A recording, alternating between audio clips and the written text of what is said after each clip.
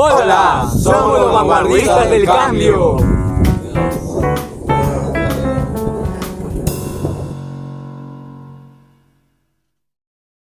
Se preguntarán por qué nos llamamos Vanguardistas del Cambio.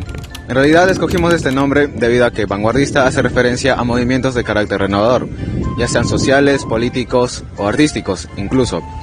Así que elegimos este nombre más que nada para referirnos al tema que elegimos, el impacto de la modernización de la economía de Perú a inicio del siglo XX, especialmente en el gobierno de Augusto B. Leguía.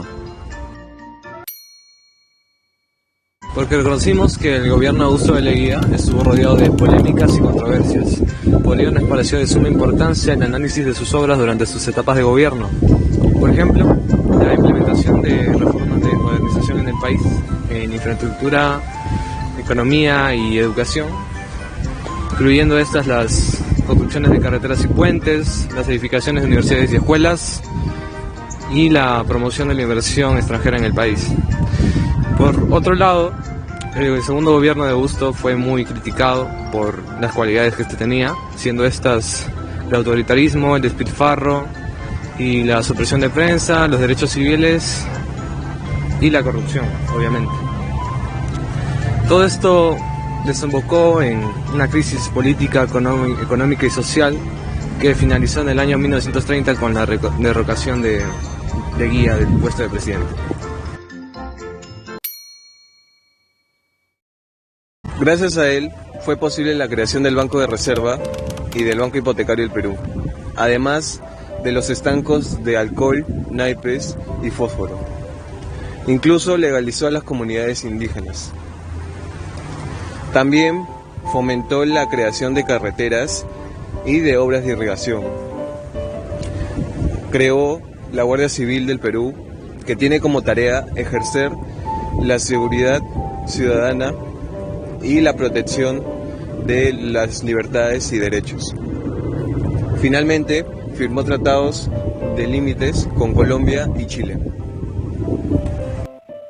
Para mencionar algo más sobre Augusto B. Leguía, tenemos que mencionar su formación empresarial, ya que gracias a esta, durante su primer gobierno, él logró dar una fomentación a la inversión extranjera, especialmente con Nueva York, debido a sus relaciones internacionales. Gracias a esta fomentación, él logró dar lugar a la ventaja a los empréstitos para financiar las obras públicas, obras cuyas cuales no lograron darse lugar gracias a la mala organización de los impuestos y que aún se mantenía hasta el momento de su mandato.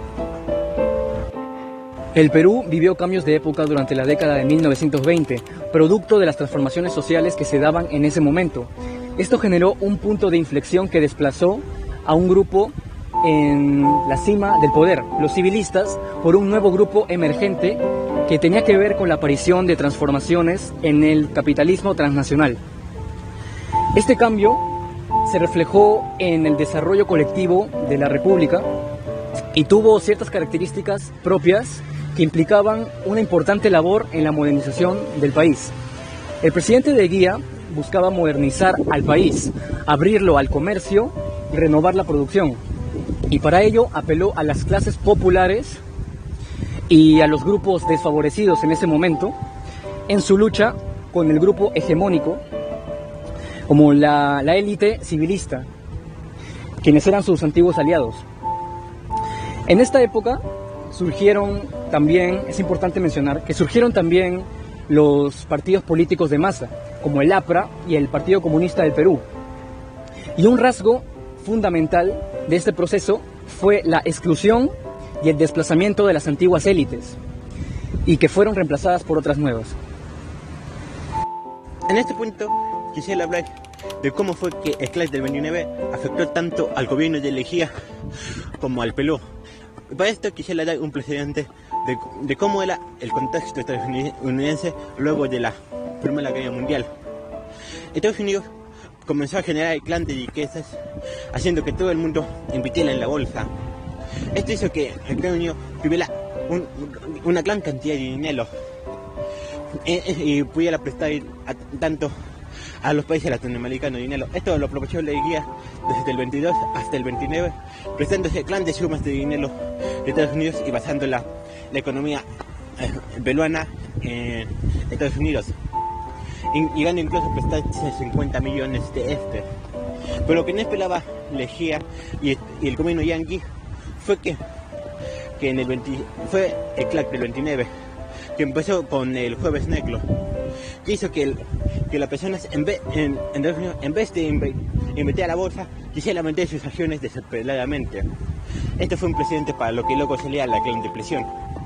Pero esto afectó al Perú, haciendo que Estados Unidos ya no pudiera prestar más dinero a Perú, y hizo que la estabilidad política de Leguía se fuera para abajo. Esto generó una gran deuda al Perú e hizo que se creara el Banco Central de Reserva de Perú y una nueva moneda.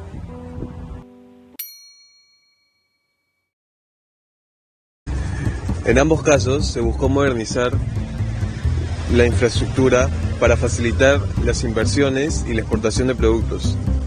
Durante el gobierno de Leguía se ha construido la carretera central y se modernizó el puerto del Callao. En la actualidad se construyó la carretera interoceánica y se mejoró la infraestructura de transporte en todo el país.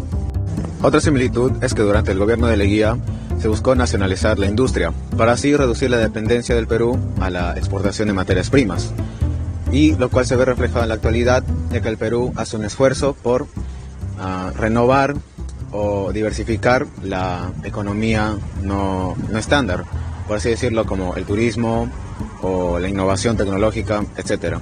En conclusión, la modernización económica promovida durante el gobierno de Leguía y la modernización económica que se ha promovido estos últimos años en nuestro país tienen como objetivo el integrar al Perú en el mercado global y la promoción de la inversión extranjera en el país.